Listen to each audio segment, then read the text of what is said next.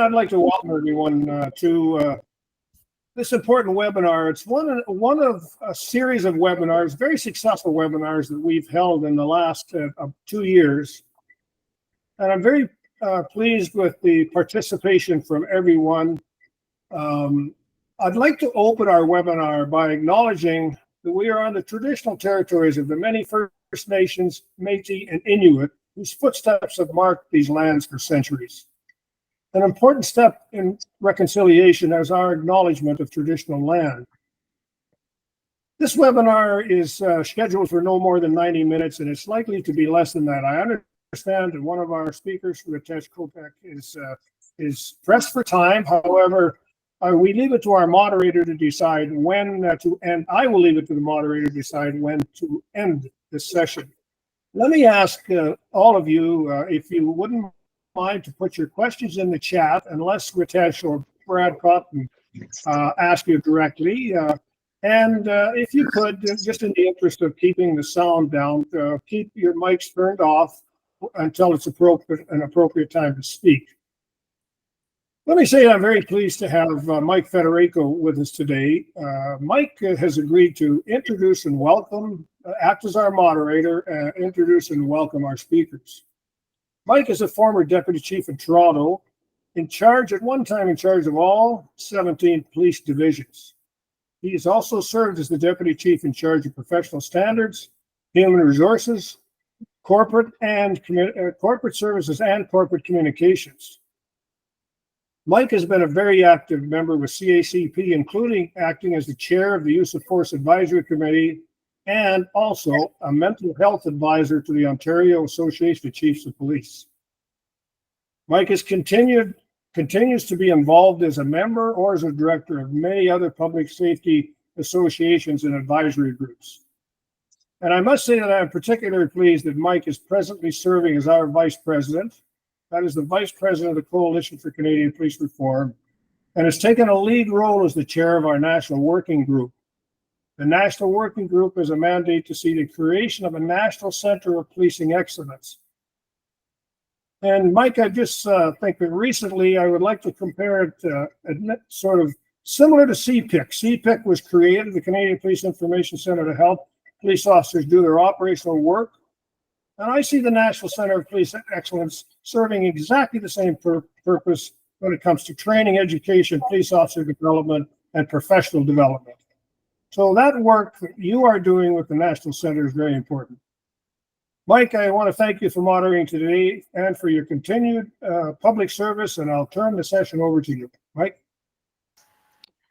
Well, thanks very much, Dave, and welcome everyone, and thank you both for your interest in the webinar and your support of the coalition. It's an interesting discussion. The phrase artificial intelligence, I would say, has captured the public's imagination, perhaps like no other phrase. That phrase conjures up some dark images from science fiction, think Terminator, to brighter scenarios where AI offers convenience, think ChatGPT. It can help us communicate, it can create efficiencies, it can improve our quality of life. It has particular implications for policing, and I'm pleased to say that today we're going to explore those implications by two esteemed, I would say, subject matter experts on both policing administration, processes and structures, and on technology. So it's with great pleasure that I introduce Mr. Brad Cotton, a former police officer with 28 years experience. He is currently a teaching fellow at the University of Edmonton Business School. His current research project is intended to create a new measurement framework that incorporates the best of the current measures, that is repeatable, and that is accessible to a diverse range of stakeholders from across communities served by police. Brad's passion is public safety and believes that public and policing services can be better and do much more for the communities they serve. Brad has an MBA from the University of Edinburgh Business School with a strategic specialization and a focus on innovation and entrepreneurship. He also has a diploma from McMaster University and holds accreditation with the Ontario Municipal Management Institute as a certified municipal manager. He is also a recipient of the Ontario Chiefs of Police Award for Crime Prevention. Brad describes himself as an authentically curious, dedicated team player who believes the best solutions are found through cooperative efforts. Thank you, Brad. And if you'll just indulge me, in the interest of time, I'd also like to take this opportunity to introduce our next speaker, our second speaker. And perhaps they're not going to speak in that order. I've just ordered them that way for the sake of convenience. Mr. Ritesh Kotek, digital cyber strategist, tech entrepreneur, and former co-worker of ours in Toronto Police. He has developed a true and deep understanding of the role that technology has in successful business ventures. Acting on his desire to serve his community, Ritesh started an 8-year career in policing, working with 2 police agencies in Canada and several international assignments. He has co-led the creation of the Cyber Crimes Unit and Research and Innovation portfolio.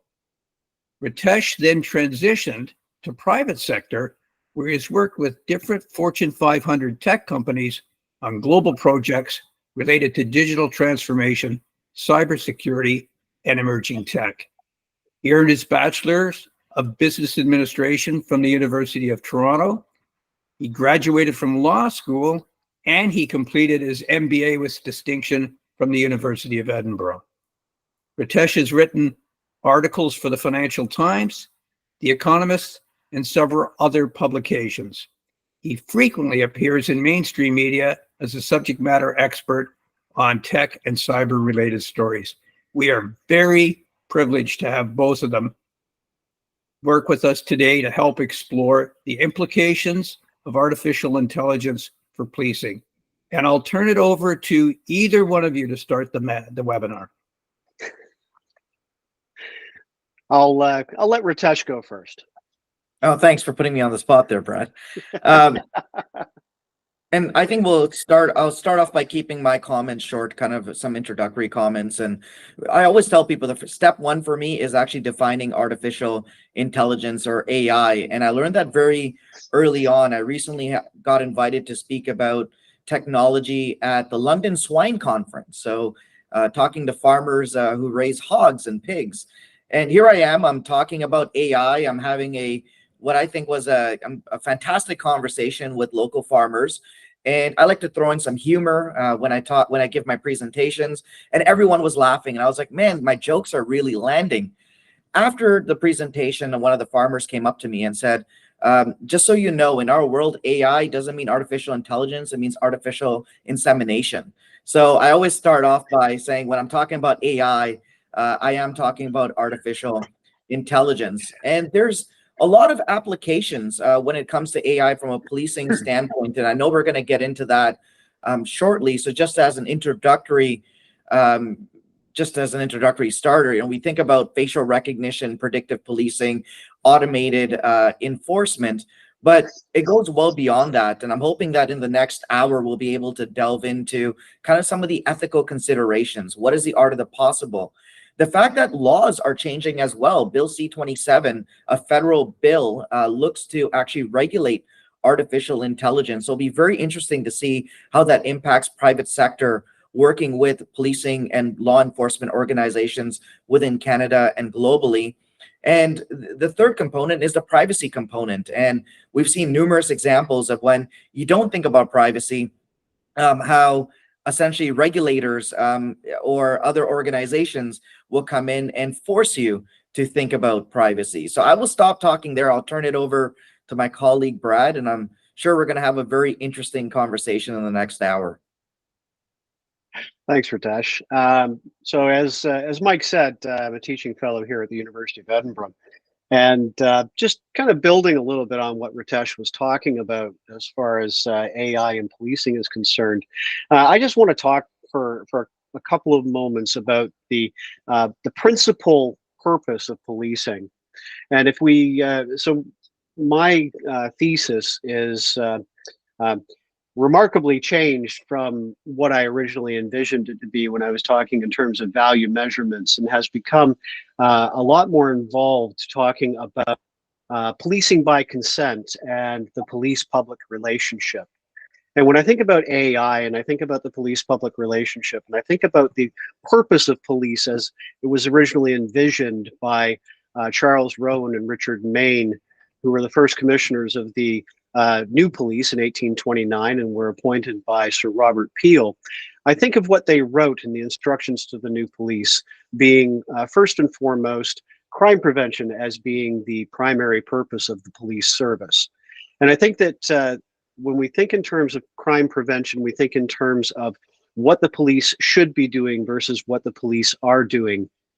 I think that AI has a tremendous amount of potential to assist the police, as Ritesh was saying, in terms of crime prevention, with predictive modeling, with doing some deep web crawling, trying to figure out the next steps that police should potentially be taking within their communities, assisting with connection and assisting with solving crimes when they're not able to be prevented. So I think there's a lot of things that we can look at from that perspective over the next hour.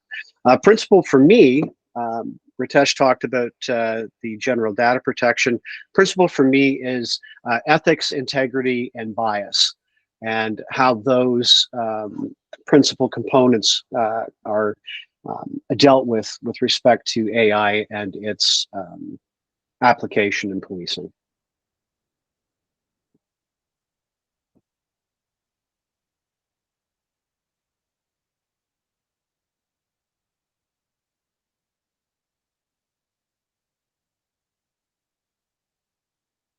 Are we frozen? No, I can still hear you, Brad. Brad, carry on. Sorry, I can't hear you, Mike, speaking. Well, your transmission is being received here. Can you hear us, Brad?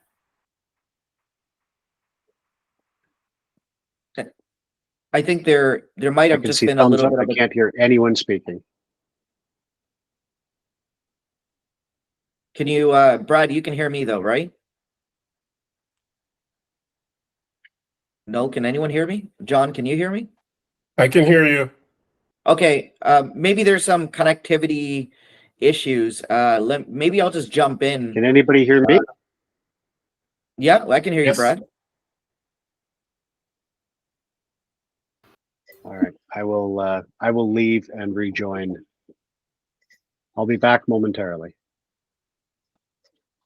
It appears that we simply had a technical issue, so please bear with us. Wait till Brad comes back and then continue the conversation. When Brad finished his comments, it seemed like the screen froze up from my perspective. I had to drop off and rejoin. In the short term, Ritesh, can you follow up on any comments regarding Brad's most recent comments? Sure, I see Brad has just rejoined as well. Let's just give him a second, or worst case scenario, I do have the I'm here. messages open and I'm happy to start going through some of the questions, but oh, Brad, there you go. All right, I'm here. I apologize. I don't know what happened there. I suddenly lost everybody. It's those thick Edinburgh walls. Apparently so. No, I haven't got any in-call messages here, so someone's going to have to say whatever the questions were. Okay, Mike, can you do that? Can you draw from the questions that are in the chat? I can. I can. So a question is, aside from law enforcement practices of artificial intelligence, so aside from the practices, how do you see AI being used for the primary policing purposes? So I guess the distinction is, We know that police are entering into the use of AI for data management, for information surveying, and perhaps for investigative reasons. But for general policing, there's a question about the application for AI. Where do you see that going?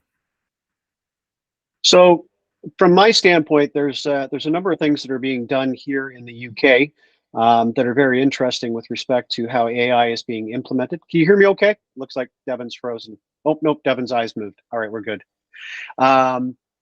So the what they started doing is they're incorporating AI with a program called AccuSensus with the roadside cameras and speed cameras to detect things such as mobile phone use, seatbelt use, erratic driving, aggressive driving, and flag it up for follow-up by police. And they're utilizing these tools to hopefully be able to better patrol and better direct their efforts with respect to enforcement. That's one way that we're seeing the police actually utilizing this. A second way actually is kind of, if you look at it from a tiered policing standpoint, would be third-party applications that are being put into place in cooperation with police agencies. One such company is a company by the name of Polaris Safety, believe it or not, by a group of students from the University of Edinburgh. And what it is it's an AI embedded program that is loaded into the user's smartphone, and it provides things such as smart assistance in terms of areas to avoid based on policing activity, based on criminal activity. It provides for opportunities for users to incorporate safe words into regular conversation that would be picked up by the AI and flag up a warning or a signal to someone who would be monitoring that there may be an issue for the user. And so they're starting to see these different tools that are coming into play in two different locations, as I said. So the more operational side of things and kind of this third party connected collaborative efforts that are being done with police services.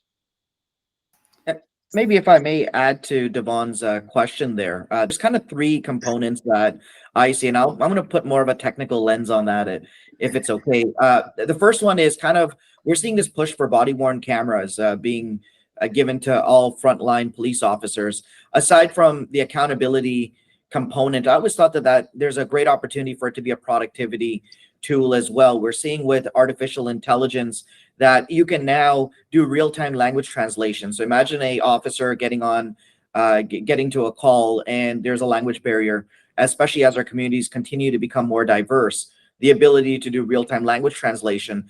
Because it's a video, even if someone is signing, I didn't know this, there's over 100 different types of sign languages. The one that we normally think about is American Sign Language, but I remember hearing over the air, is there any Korean speaking officers? Is there any Gujarati speaking officers? Even American Sign Language, but imagine someone who does Mandarin Sign Language, right? Would you have an officer who can address that?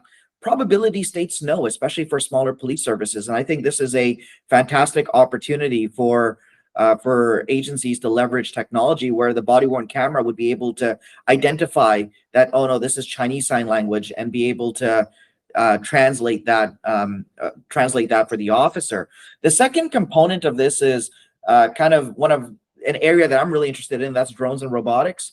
I think that when it comes to search and rescue, the ability to use AI and vision AI on drones, I'm even seeing situations and tests where scout cars have this ability to deploy a drone. Again, very futuristic stuff, but it can avoid high speed pursuits because now you have a drone following. Now, clearly, there's laws that are in place. You can't be near an airport. There might be rules around whether you need to have that drone in sight or not. Every jurisdiction has different rules around unmanned aerial vehicles.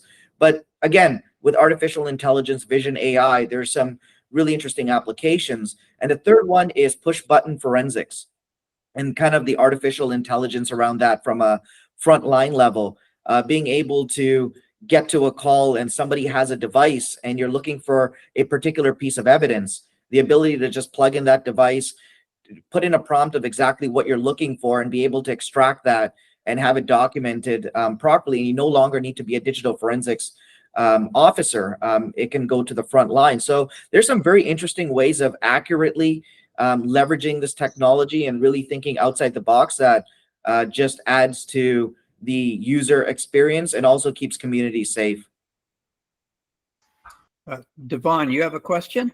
Yeah, question and a comment. I really like the examples that you've both laid out, because I think typically when we think about AI, in our emerging reality, a lot of people think of it more from the enforcement or curtailing people's rights. But I think maybe by flipping it and looking at how it actually enhances what we do, build greater understanding in the community, there might be greater uptake. So I'd love to hear both your thoughts around that. Maybe Brad, if I can go first on that, if that's okay. Yeah, not a problem. I think with respect to the rights, so there's two components of it. The first one is the legislative components, because which is a work in progress. I'll be the first one to admit that, because we don't have laws.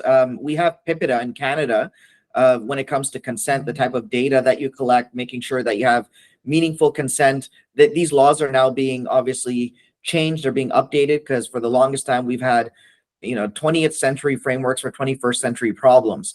So we're starting to update. Starting to update and upgrade these laws. But I always looked at the law as the floor, not the ceiling. It's the bare minimum we have to do. Just because legislation doesn't exist doesn't mean that we can't go above and beyond the current legislation, especially if we know what's coming around the corner. And that brings in, kind of your rights and the ethical component of this. The example I like to give has nothing to do with policing, but it kind of puts it into perspective, because a lot of people talk about bias in artificial intelligence, algorithmic transparency, and kind of the issues around that. And Brad's heard me use this example numerous times. And what I tell people is, let's think about the trolley problem, right? I think most of us are familiar with the trolley problem. You have a train going down or barreling down the tracks. There's somebody stuck. You see an individual stuck on a track. And as the train conductor, you have an option. You can go A, you can continue going straight and hit the person, or B, you can veer left onto another set of tracks, but there's an oncoming train. What do you do in that moment? Do you go straight through? And obviously one person is going to be seriously injured, might not make it, but you'll save your passengers. But on the flip side is, I can save that person, but there's an oncoming train and I'm going to injure all my passengers. What do you do in that situation? So what MIT did is they created the MIT Moro machine. And what the MIT Moro machine is and I encourage everyone to go and try the MIT Moro machine. Just go and Google it and you'll be able to do the test. Is they put you through different scenarios. So they say you're in a car, you're the driver, and you're going straight and you have an option. Your brakes have failed. Option number one is you go through and you hit a pedestrian. Option number two is you veer left and you hit a barricade, and obviously you're going to be seriously injured or die. What do? Do you go through the intersection or do you veer left? And you have to pick. And then they start changing up the scenario on you. They put, it's your whole family in the car and it's an old person crossing the road. Or it's just you in the car and it's a mother with a stroller. Or it's your whole family and it's an entire family and their dog.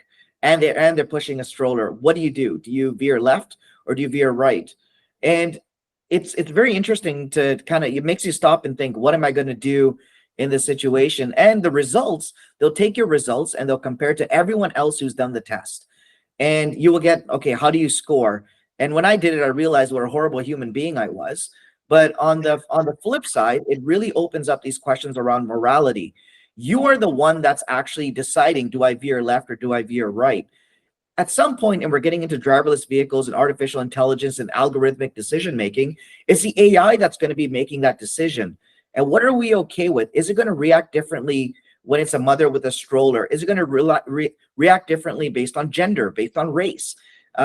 Things that, you know, are all very valid questions. So it's a completely separate example, but it just goes to show the underlying ethical dilemmas when you're leveraging algorithmic decision making, especially in a public safety context. And just to continue what you're saying there, Ritesh, I mean, you know, you're talking about the moral or morality of AI versus morality of human beings. What about empathy? And I use this as an example because I did some playing around with ChatGPT and trying some different scenarios on it when I first got access to ChatGPT 4.0.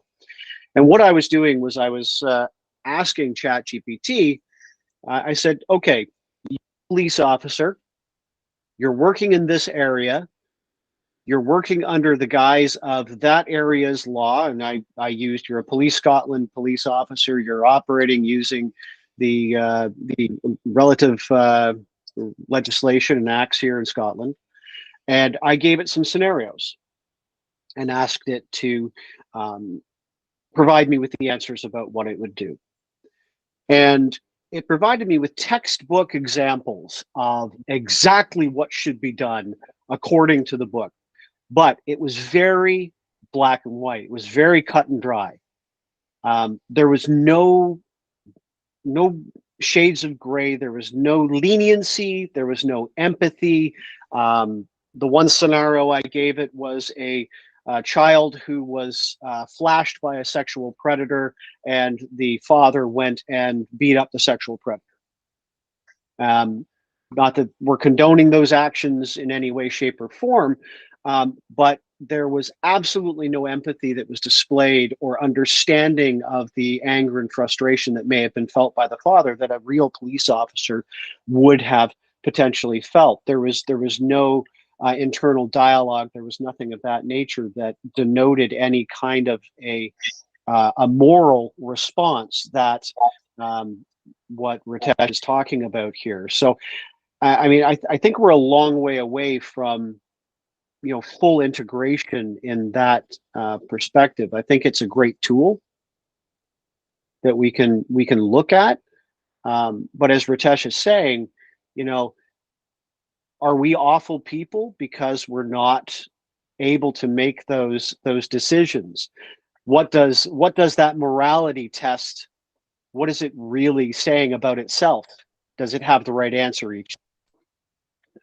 So Brad, I can attest that you're not an awful person. I might be an awful person, but you're not. But I want to build on. Sorry, if I could just share another example. This was a paper I co-wrote with two professors, and it was a very interesting use of artificial intelligence and kind of future crime. And I think that's one thing that, and I see there's a lot of police leaders on this call or on this webinar, it's important to kind of think about where's the puck headed and what are some of the futuristic crimes that we're going to face. And this was very interesting. So some of you might be aware that Apple recently created the ability to have what are called spatial photos or spatial videos. So what is that? You know, imagine taking a photo or a video, and actually when you replay it using one of the headsets, it feels like you're actually in that photo. So you can relive that moment. Very interesting technology. I think there's a lot of good that can come from that technology. But when we start thinking about this emergence of generative AI, the ability to generate images, voices, videos of individuals that aren't there, obviously this is related to misinformation, disinformation, and kind of the issues that we're going to continuously face.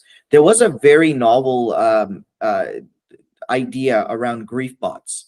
And what a grief bot is an AI generated bot of a loved one that's passed away. So think about it. You have images, videos, voices, and you can create it, and now you can go into this VR space And when you get into this VR space, of VR being virtual reality or AR being augmented reality, your deceased loved one could literally come up in front of you and you could have a conversation with them, but they're gone, right? And this is kind of the way that the technology is starting to allow us to do these types of things. Obviously, bad people use it to defraud individuals, and we see more examples of that. But what are you going to do when somebody creates these bots of living people? If they create it related to an ex-spouse, like, where do we kind of draw that line? It's clear that the technology has taken off, and the laws, the systems, our processes just haven't caught up. And this is kind of the world that we're living in. So there's the technology can be used for the good, the bad, and the evil. And I think it's really important to think it through, because this is going to continue to evolve, and that's going to cause, at some point, victims coming into the front desk of police stations saying, there's this bot that's been created of me. What do I do? What type of moral agency is there?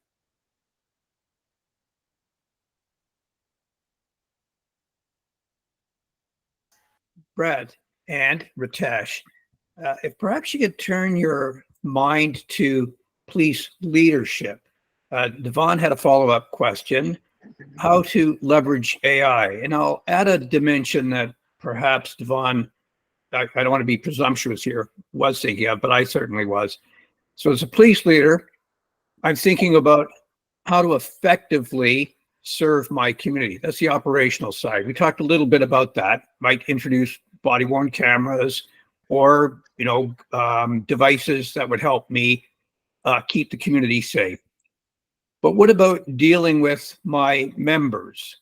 What about running my organization as an administrator? Some thoughts on that, and then I have a couple more questions that have been put to me, if you'll indulge me. But just some thoughts on police leadership, and perhaps just a comment about those two components. I'm delivering a service. I'm responsible for an organization that serves the community, but I'm also responsible to my organization to run it effectively, and, Brad, with empathy and compassion. Okay. Ritesh, if you don't mind starting with this one. Sure. You want to start on that, Brad?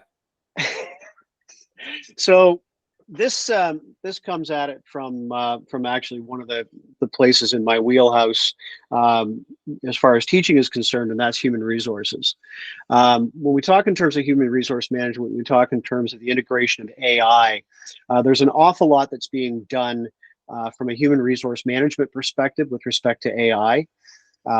Everything from tracking wellness to training. These are some great things that we can incorporate AI into our HR systems and really develop a much better picture of who our staff are, the types of things that they're involved in. For instance, let's say you've got an officer, Ritesh, and Officer Ritesh has been with you for 8 years, and unbeknownst to you, but known to the AI, Ritesh has been on 125 sudden death calls. Now, this is not something that you are aware of in the forefront of things. It may not even be something that Ritesh is even consciously aware of, but it's something that is beginning to weigh on him as an individual. So if we think about this from a traumatic standpoint, or from a PTSD standpoint, from a wellness standpoint, AI could very easily be utilized as a tool to help flag up potential issues with respect to job-related trauma. AI could be utilized in a way to be checking officer reports for certain keywords that officers are finding in there. One of our key researchers in the policing space is a gentleman by the name of Lawrence or Larry Sherman, depending on where he's writing.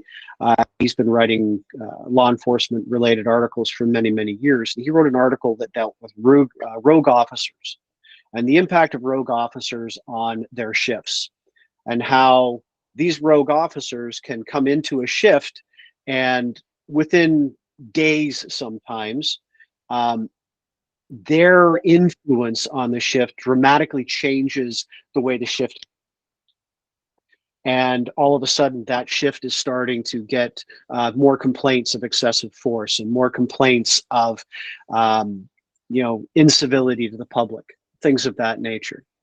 So we could utilize AI in a circumstance like that to be starting to pay attention to some of these correlations that we're seeing in officer behavior and the spin-off of that behavior. So, these are some of the very simple ways that AI could be integrated in an HR system to start being able to flag up either problem areas, potential problem areas, or areas even, if you want to be on a more pleasant note, areas where there's maybe some better rewards that are needed. Officers that are going above and beyond on a consistent basis. But supervisors don't necessarily have an opportunity to read every word and every single report that comes across their desk, and maybe things are being missed. So we could flag up some of the good things that we're seeing as well. Ritesh. Yeah, thank you. And Brad, I think that's you kind of stole all my ideas there around HR and AI, because that definitely is that's the connection. It kind of, for the way I kind of think about it is, yes, as a leader, there is that early detection component, the ability to check in and identify issues before they become issues. Is an officer working more overtime? Are there additional use of force reports being put in, community complaints, and just checking in and making sure that the officer themselves isn't dealing with anything else or may need additional supports. I think that AI definitely assists with there. Clearly, with performance evaluations, there's two schools of thought. The first one is, I don't want a bot doing my human resources, doing my evaluation on officers. There has to be a human component. But on the flip side, it removes the bias from the process as well, and individuals feel like they're being judged fairly amongst their peers. So it's kind of a plus or a minus. But I do caution around the use of certain technologies when it comes to human resources. In fact, I believe it was the Attorney General of New Jersey recently, or maybe about a year ago, put a moratorium on AI-based HR systems. And the reason for that is they discovered potential biases when the reports were being generated. That's not to say the technology isn't there, isn't going to be used in the future. Clearly, it gets used for sifting through millions of resumes and finding that needle in a stack full of needles. Like, that's exactly what it's there for. But its exact use is currently under very strict review. But if I'm a police leader, if I'm Devon, and it's like, what's the next step? Like, how do I leverage AI for leadership? Every organization is different, and that's why I'm convinced that the future C-suite role is going to be a chief machine human officer.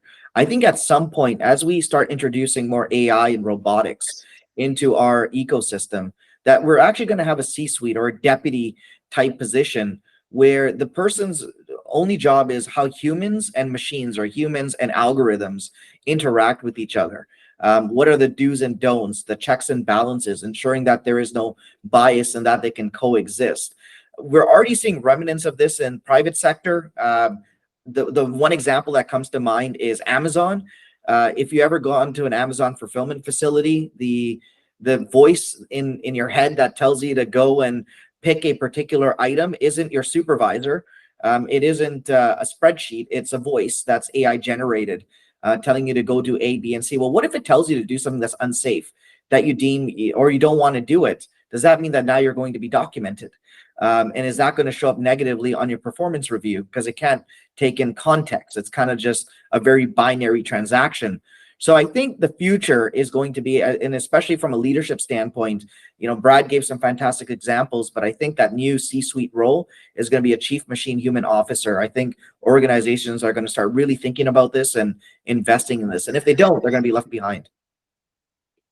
I think if I can just build on that just a little bit for just another moment.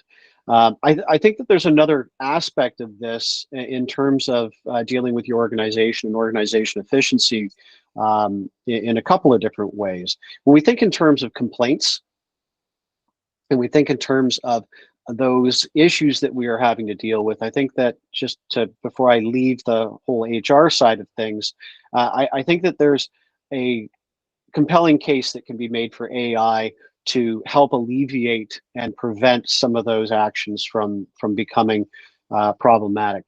Mike, I know that you would have seen the number of complaints you had coming across the table. Devon, I know that you've seen the number of complaints you had coming across the table. Dave, I know that you've done the same. And a significant amount of your time is, as a police leader, is spent dealing with the fallout of maybe inappropriate actions or things that are done with the best of intent that are taken the wrong way in some cases. So I think that there's definitely a place for that. But I just want to think for a second. You talked about police leadership, and there's a very important connection that is being missed, I think, in policing globally. And that connection is what the police are actually focused on, and this kind of disconnection that there is with the public and what the public is actually looking for. And I see AI having a very pivotal role to play in how the police department is able to ascertain whether they are doing the right thing and what the public is looking for versus are they doing what they feel is the right thing. And I think that there's a big distinction there. You know, for instance, you know, a police service may decide that cybercrime is going to be our focus. We're going to focus on cybercrime because cybercrime is huge. When the rest of the public around them are saying, well, hold on a second. We've got all this violent crime and theft occurring in our neighborhood, and we're waiting 5 days to have a police officer call us on the phone and tell us they can do nothing. We want to see police in our community. We want to get to know who our police are. So I think that there's a place there for AI in helping to construct better relationships and helping to better communicate and hoping to be able to better integrate policing and community and develop those cohesive relationships and what's known as collective efficacy, the ability of a community to basically self-regulate and feel comfortable with itself. Thanks. So perhaps we could turn our minds to, practically speaking, you can be theoretical too, because I know you're both academics. How do police prepare for dealing with the implications around AI, and who would lead in a country like Canada, where we have a variety of jurisdictions and local and regional, provincial and federal policing? How can we coordinate effectively to deal with what is clearly at least a pan-Canadian problem, if not a global problem? Well, I think this is a prime example of why you need a Canadian Center for Policing Excellence. To me, there's a lot of opportunity when it comes to leveraging technology. But from my experience, and I'm sure amongst the experience of people on this webinar, you know, Toronto does great things. So does Peel. So does Winnipeg, right? So does Edmonton Police. Everyone does great things, but where does it come to actually sharing that information?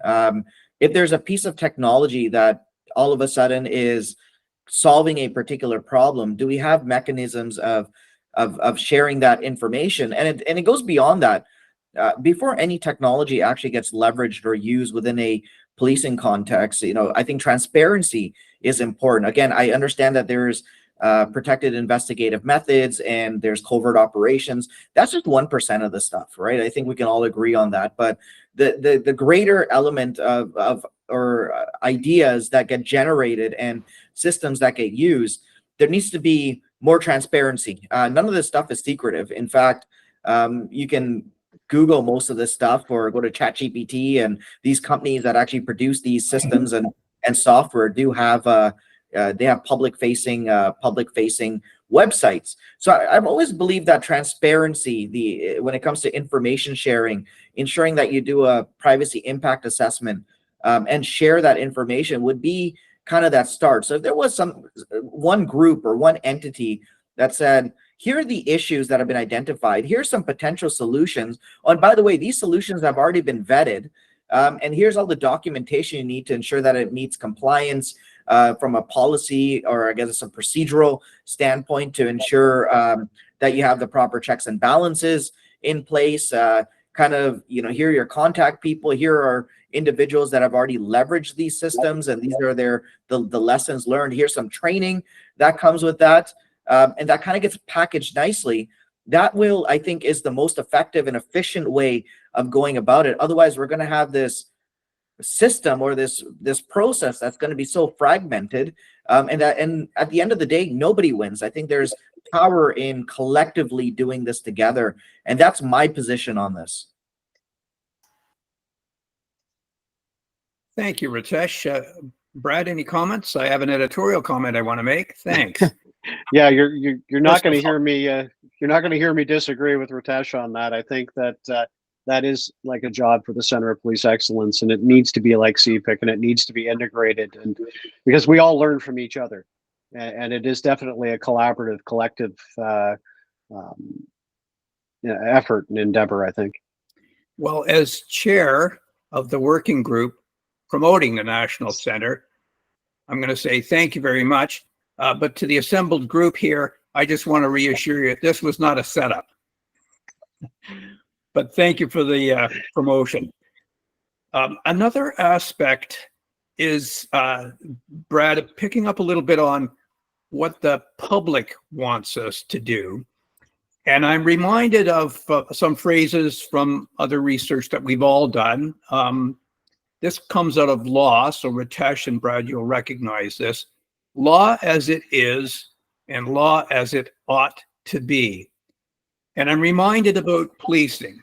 Now, I think I'm biased. I'll declare my bias right up front. I am a strong proponent and supporter of policing in Canada. I think we have some of the most progressive, and by that I mean enlightened, leaders in institutions that struggle with serving their communities, and that both the diverse communities, but the diverse expectations of communities.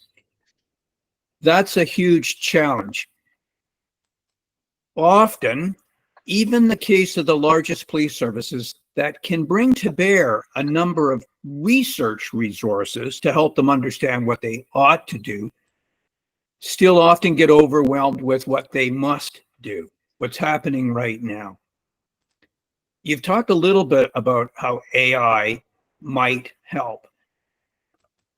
A little bit more about that in terms of understanding what the community might be looking for in policing across the broad spectrum, I think might benefit the audience. So, community, are you talking in terms of the policing community or the public community? I'm talking about the general public. So the people who receive or ask for policing. I'll tell you from my research what the public is looking for. The public is looking for connection. The public wants a connected police service, and by connected, I don't mean on the computer. I don't mean that they want a Wi-Fi police officer. They want a face. They want to know who it is that is policing their communities. They're not concerned about enforcement. And what's really interesting is when we start looking at the whole term of policing by consent and what policing by consent is supposed to be, it's supposed to be policing for the public, by the public. That was the original intent. You know, all Western police services, you know, Canada, United States, UK, a lot in across Europe, utilize this concept of policing by consent. Policing by consent relies 100% on the public's acceptance of police and their legitimacy and being in place in the public eye and able to deal with crime and deal with breaches of the law. And they're supposed to do that using the minimum amount of force possible. In fact, force is supposed to be an absolute last resort. Coercion should be an absolute last resort. But what we find more and more is police services, instead of being proactive, are very reactive. They're not in the community eye. Community policing is something that is a checkbox exercise for a lot of agencies, where you might have 1 in 200 officers or 2 in 100 officers that are actually responsible for community policing. The rest are doing some form of reactive policing activity. What my research has shown is that even the most recidivist in our community are wanting to be connected to the police. They want the police to know them as an individual. They want the police to know who they are so that they can help them solve their problems and not look at them as an issue to be locked away. I don't think that incarceration is necessarily, while it is necessary sometimes, I do not see it as a means to an end. I think that AI has a remarkable amount of potential in this space to help create opportunity for police to with their community and for able to police. And I was talking about earlier, more collective equity in neighborhoods. I see it as a deal of potential. And Nancy, what about, well, this, I think, AI frees up some of that headspace and some of that time during the day for officers to be able to reconnect with their communities and develop those relationships again.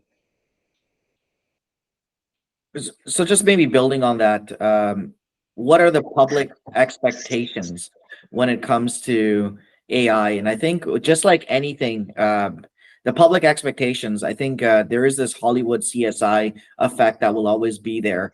I think that the public expects the police to be using the latest and greatest technology, that they are using AI to assist with crime, solving crime, and doing sentimental analysis and the effective allocation of resources and kind of all the stuff that we've been talking about. I think there is an expectation there, maybe an unrealistic expectation in some cases, but I think that's because of what I call the Hollywood effect. I think what we all call the Hollywood effect.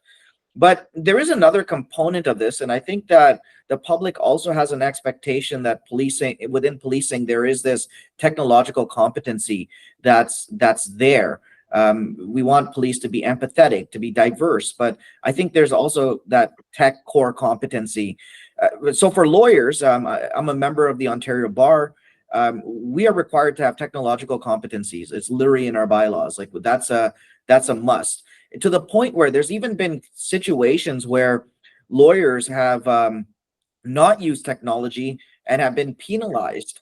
One such case is there was a massive amount of disclosure that was given, literally like the movies, like boxes and boxes full of documents. And this law firm decided to have interns going through it and going through each document and making sure that it was read over and whether it was relevant or not relevant. Well, there's clearly software for that and technology that's available. Well, that law firm, they won the case, and then they asked and when you win a case in a civil matter, you can request costs. So they requested costs, and the costs were astronomical. And the judge looked at that and said, well, why is it so high? And they said, well, we had boxes of documents we had to go through. Look at all the labor and the hours that we put into it. And the judge looked at that and said, well, there's technology for that. You didn't use the technology. That's not, why should the other side be penalized for that? And actually didn't award costs, complete costs for that very reason.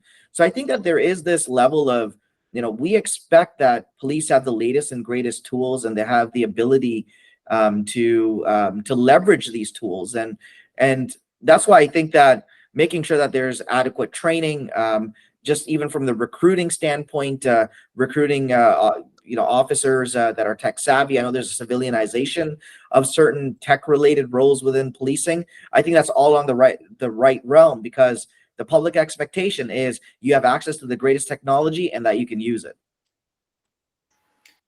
So a bit of a follow-up, a slight divergence, but public trust is important. And so as police do attempt to come to terms with AI, Brad, you talked about we police with consent. That consent is based on public trust and public confidence. Is AI an impediment or an enhancement? Given that AI, I'll just add a little bit because I'm trying to combine a few questions here to make a bit of a theme. AI at this point, I don't think has reached the stage where it can, I guess, intuitively and organically assess issues around trust. Ritesh, you were making the comment earlier about the binary system of analysis. But public trust is, as Brad has pointed out, more than just a binary relationship. They're looking for the police to be, at the very least, understanding of what motives. It might not determine the outcome. After all, somebody who assaults somebody else still has to face the sanction that they've assaulted somebody. But maybe the motive has something that might play out in sentence, for example. How does AI help the police cope with some of these nuances and subtleties? I think I've captured the questions that have been thrown my way accurately. I certainly hope so. If I haven't, throw another remark to me and I'll try and incorporate it. Yeah, I think that's a fantastic summary. And I do have the messages open as well. And just kind of speaking about the trust, and I'll be brief on this. It comes down to transparency for me. I think that there's a lot of technology, there's a lot of systems that could be leveraged. But what happens when there's a lack of there's a lack of transparency when it comes to the use of these tools and technology? I think, I'm not gonna go into detail because I'm sure everyone's aware of it, right? But there was that situation with facial recognition related technology and the use of using AI to do a 1-to-N fine. So with facial recognition technology, there's a 1-to-1. In other words, there's a picture of Ritesh. Does it match? Yes. Okay, give him access. But then there's a 1-to-N. I have a picture of somebody, go on the internet and identify the person. And there were a lot of questions around the legality of it. There were a lot of questions around the privacy component, the way the data was collected, stored, what type of due diligence was done. And a lot of police services came out and said we don't use it, only to later find out that they do use it. So when we think about trust and technology, there's going to be more opportunities to leverage tech. I think if we're going to win the trust battle, it's important to be transparent, to understand what you're using, making sure that you have adequate policies, that they're publicly available. You don't want people finding out about something that's impacting them on the front page of their local newspaper.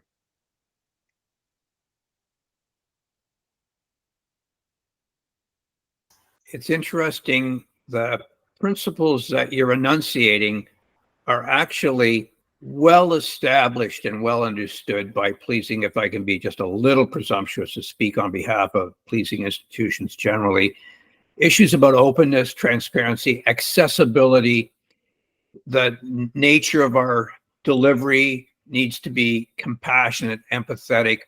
All these haven't changed, it seems to me, regardless of the introduction of some new technology that can speed up the analytical processes that can help policing. That's encouraging, I think, but I also think it makes us just a little apprehensive about the speed at which AI can, quote, understand something and offer a solution. And I think we also have to consider how quickly the service will respond to the information it's given and whether some time needs to be spent analyzing the ought to or the justification. AI may give us a potential solution, steer to the left, go straight ahead, and on a balance of probabilities, recommends a course of action. And I'm not singling out a police service here, but sensationally, a decision was made not to search an area. The public was clamoring, particularly the indigenous community, was clamoring for a search. And it seems to me that we're starting to increasingly rely on technology. We may end up with more of these binary solutions with the justification that we ran it through the computer and this was the outcome. And the reasons not to search included personal safety, the safety of people who are going to be conducting the search, a component that's necessary to be considered. I'd love to hear your thoughts on that.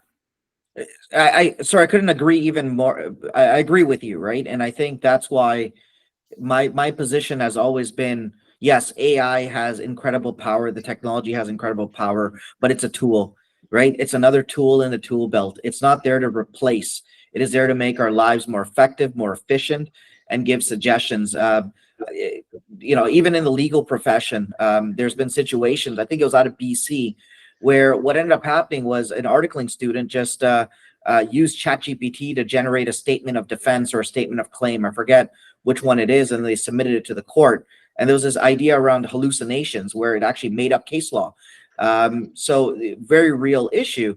Does that mean that we shouldn't be using generative AI? No, it means that there was a responsibility on, this is an articling student, there was a responsibility on the licensed professional to make sure that that the information that was being provided was accurate, that it was vetted. Yes, it saved the individual hours. So it kind of learning from that example, this has to be a tool. This cannot be a replacement.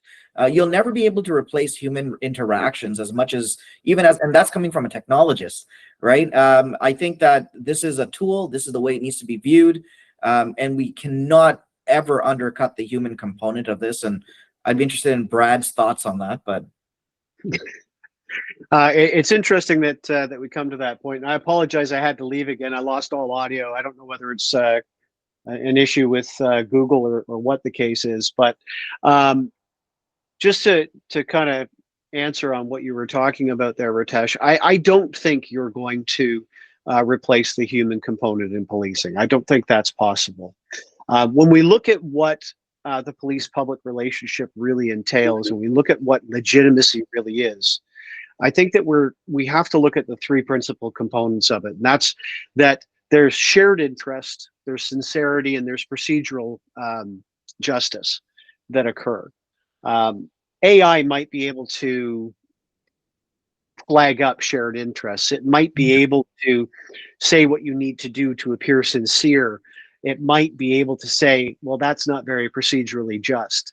But can it replace a human being able to function and operationalize all those components? I do not believe so.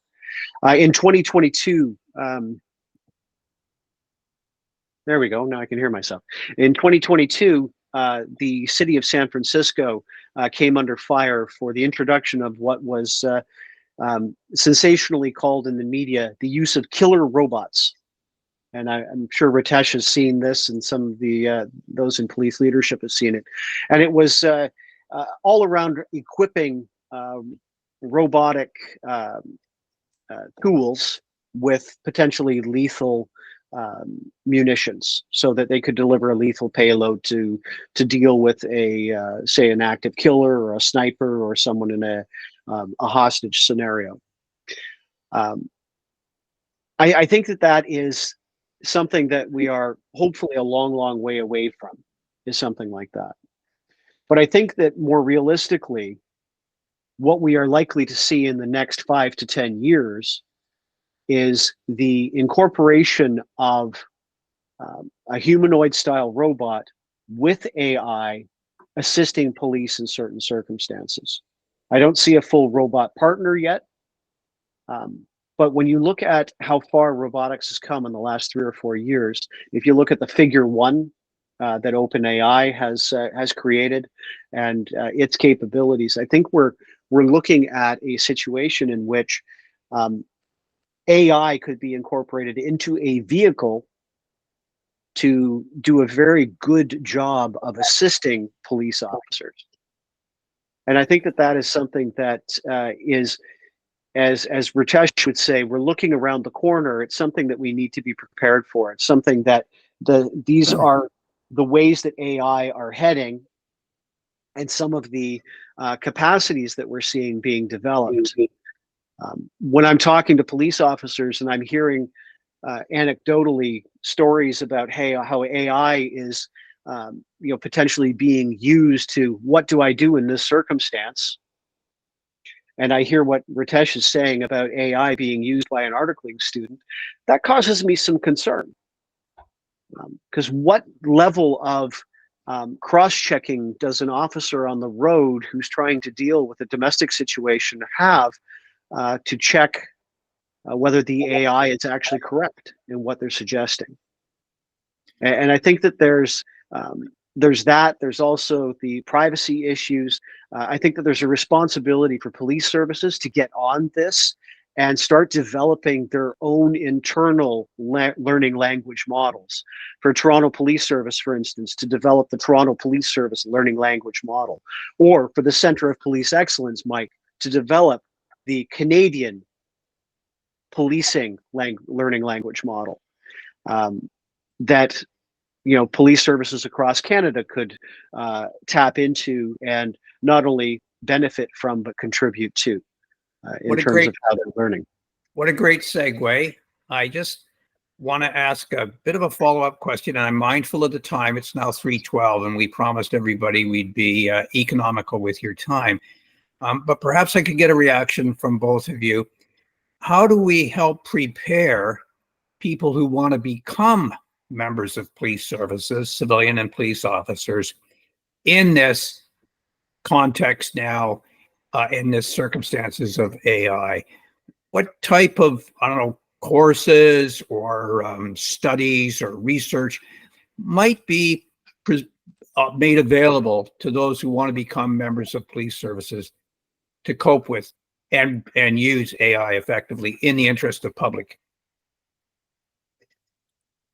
So I would start right at the college level, right at OPC or whatever police college you're going to, and it wouldn't be so much here the tools. It would be because everyone's using the tools. That's the reality. Like, people know what ChatGPT is.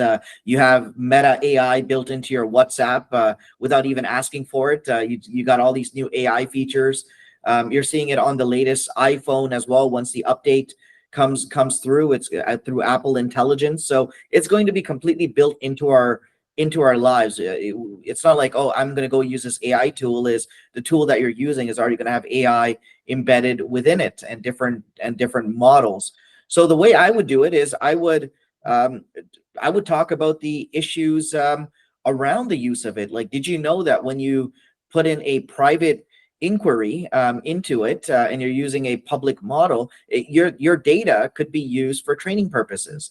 It could be repurposed in certain ways. It may not be de-anonymized, and kind of thinking about getting people to think about the legality, the privacy, the security component of this. Because when it comes to the tools, everyone's using it. And just as Brad mentioned, like, there are officers potentially using this, again, anecdotally, but I am certain that they're just, it's a tool available, and like, oh, what do I do in this situation? Well, what would ChatGPT do in this situation, without realizing they're giving away a lot of sensitive information without even knowing it? So to me, it would be more principles based. Think about the privacy, think about the data retention, where the data is actually stored, who has access to it, and how it could impact you in the future. Yeah, I would agree with Ritesh on that one.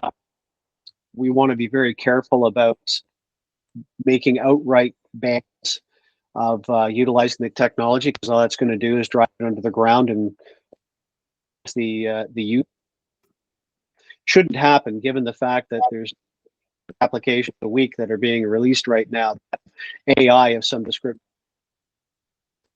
I think that the responsible usage, ethical usage are absolutely key, and ensuring that new operators.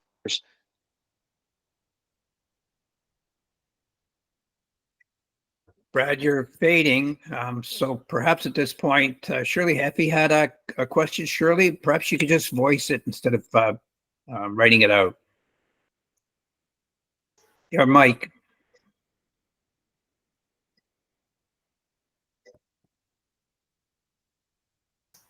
You want to try again, Shirley? Okay. All right now. Okay. Yes, yes, go ahead. My listening to all this is all new, very new, of course, to me for sure. But I'm wondering, what are the costs?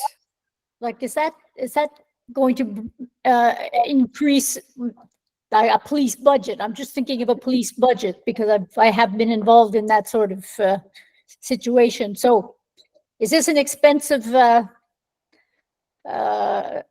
matter to get involved in for a police service? I thought police had limited budgets.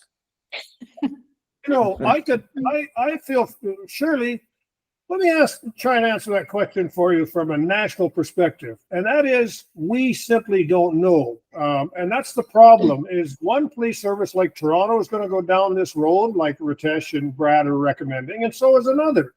Winnipeg and Edmonton and Calgary and the RCMP, and we've been doing it for years. We spin our own wheels, and at no time do we bring an important subject like this to bear. CPIC is a perfect example. Information was a problem for policing. CPIC was formed, and now it's a very useful tool.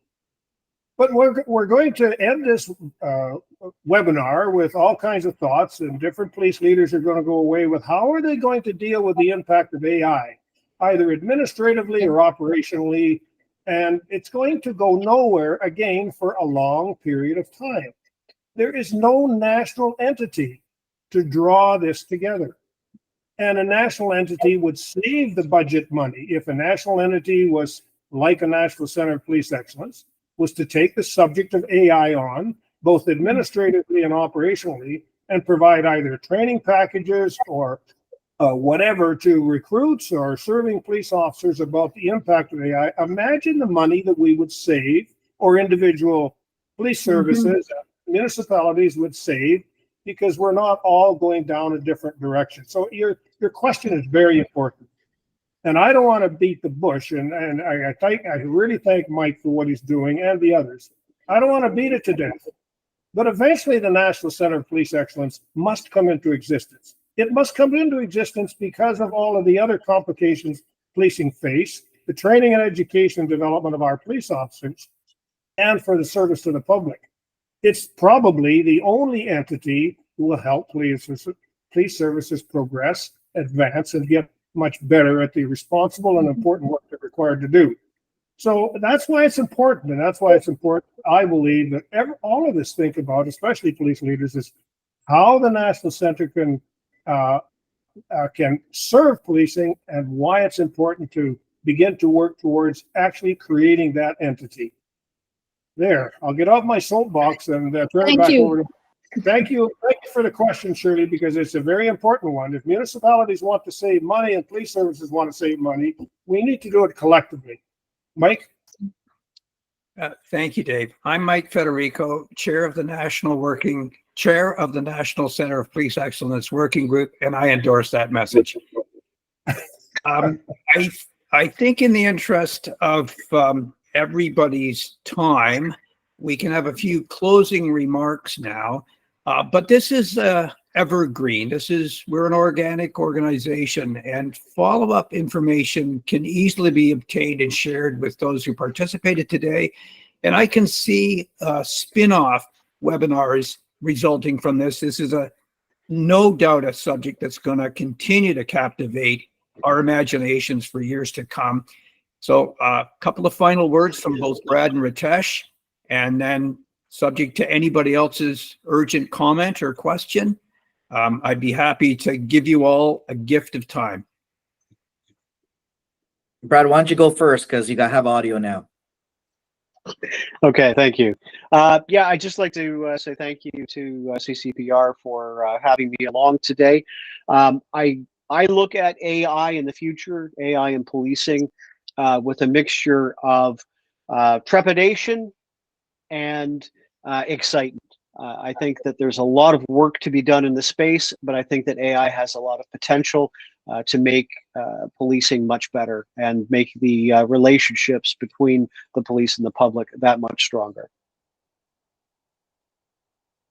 And again, just echoing Brad's comments, thank you so much for having me. I too, like, I'm excited. I think that there's a real opportunity here. I know we always talk about the doom and gloom, but there's a lot of positive that can come out of this. And there are some really smart people in policing working on this. I see Sean O'Brien is on this call, and he's commented in the chat a few times.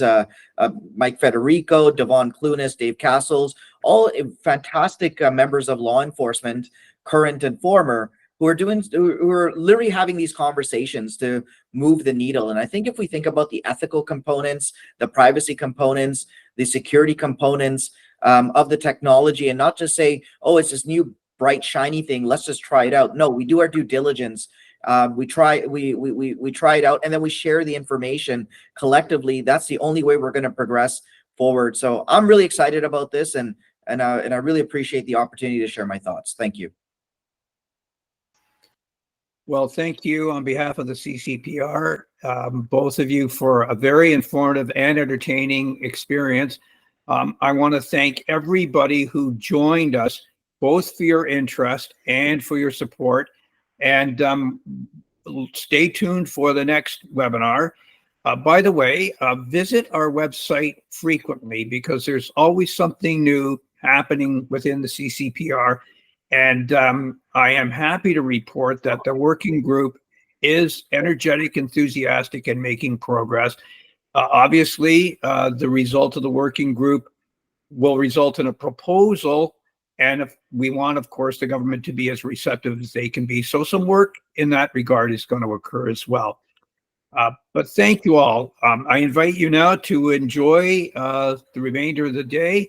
It's been a real pleasure being your moderator. And Brad, it's very nice to meet you finally. And Ritesh, all the very best. Let's try and stay in touch. Everyone, Thanks, have a Mike. great